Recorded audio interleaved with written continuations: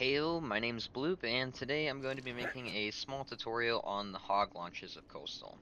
So the reason I'm doing this is because a speedrun league thing got this IL picked for it, and I've been asked nicely to create a couple of short tutorials on kind of how the hog launches work, and kind of what to do with pancam. This is going to be a pancam lineup for my launches, or I should say my lineups, not my launches.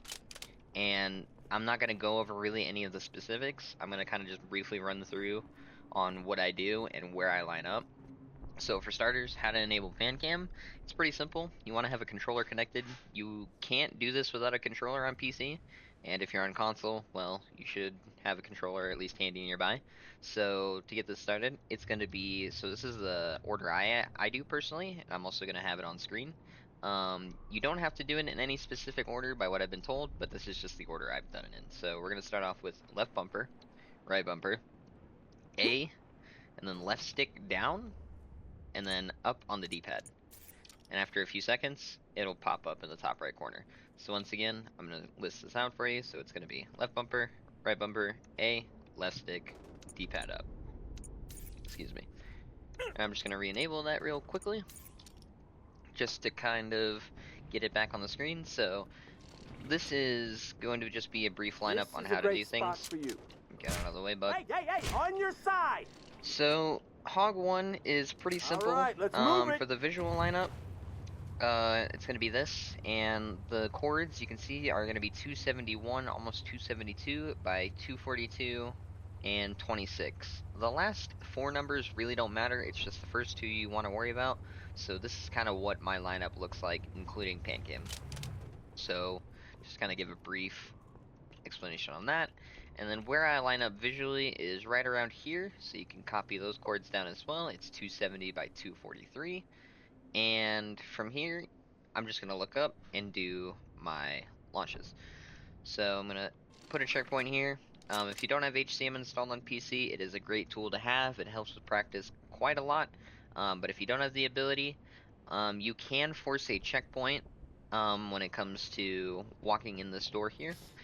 You just walk in, touch this little black line here, and you can delay your checkpoint for a few seconds and get over to this spot and do the launches. So for starters here, I'm just gonna go ahead and get in my little spot here and look up. This is the chords. If you once again want to copy them, feel free.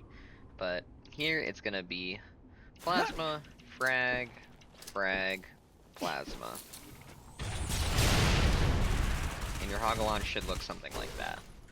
Landing on its wheels would be best, but if you don't have that, just put it vertical like that and it'll eventually stop. And that's kind of what you want to do for Hog 1. Once again, I'll show that. It's going to be plasma, frag, plasma. Once again, your hog should land something like that. That was an unlucky bounce. If that happens, this is why you practice it. So I'm just going to keep doing that until I get it once again, just to kind of show you a couple of examples.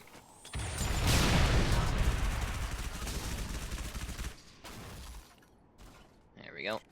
And I will say I'm going to link Wingman's original tutorials in the description if you want a different set of lineups. Like I said, I'm not going to go too in-depth on the lineups. I'm just going to kind of show you where I stand, the pancam numbers related to that, as well as kind of how I do it. Wingman kind of explains everything there is to know about the launch, grenade lineups, things of that nature, and all that good stuff. So that's Hog 1. That's pretty easy to remember, pretty brief, not anything too special of it. So now I'm going to load up Hog 2. Hog 2 is a bit different. So where I stand is, I gotta re-enable pancam real quick. Let me just do that real quickly. Okay. Where I stand is right around here. It's like 271.4 by 238. This is kind of where I stand most of the time. It doesn't have to be super exact. And then here is my visual / pancam lineup for Hog 2. Just kind of show where I'm at here. You can copy that as you'd like. So when it comes to Hog 2, it's a bit different than Hog 1. You just kind of, the timing of it can be a bit confusing, I'll admit that. And then, like I said, this is going to be just a pretty brief video on how to do this. And you're going to want to jump, throw a frag, throw your second plasma, and then there's a number of ways to time this. You can do the double melee method, something like that. And then break the barrier. There's a few ways you can do it. That's just my way of doing it. Another way of doing it is what I like to call an SMG timing, which is where you throw a frag, throw a plasma, and hold down your SMG. This isn't the best launch example. I got lucky here. I'm just gonna break the barrier once again and show you a better example of SMG timing. So that's another way to do it, is with SMG timing. Oh, I'm looking down.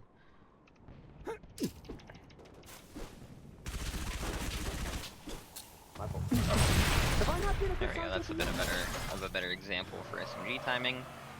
And yeah, that's just kind of Hog 2 in a nutshell here. Once again, I'll go ahead and show off kind of where I'm sitting and the pan cams related to it. Like I said, this is just going to be a quick and dirty tutorial on kind of where the hogs I use stand. And like I said, I'm going to link Wingman's tutorials below, because like I said, he explains a little more in depth on how the hog launches work, how he does it, and things of that nature. And like I said, this was just a quick little tutorial on how I do things. Couple things to note. Hog 1, you usually want to be above the lines here. Let me just get out of bounds real quick.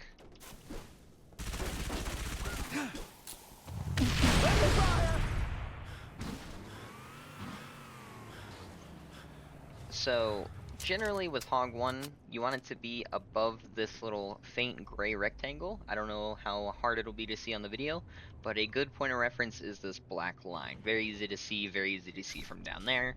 Isn't very faint like this, but technically the soft barrier starts somewhere around this area. So long as this hog is anywhere past that, you'll see success when it comes to breaking out of bounds and you won't get sucked back in and all that kind of stuff. So yeah, this was just a quick and dirty tutorial on pancam lineups. Like I said, this trick is well explained by Wingman in his tutorials, which I'm going to link down below. And another thing I'll say is this trick is a feeling-based trick, so kind of doing things that you want and trying to figure out what's most comfortable for you that leads to the most success for you will be the best results. For me, this is just kind of what I found easiest and most consistent for me. What I'll do here before I end this here is I'll kind of show you how I get into position here for the Hog 2, because Hog 1's pretty easy. With Hog 1, you kind of just line up right around here. It's not anything too crazy.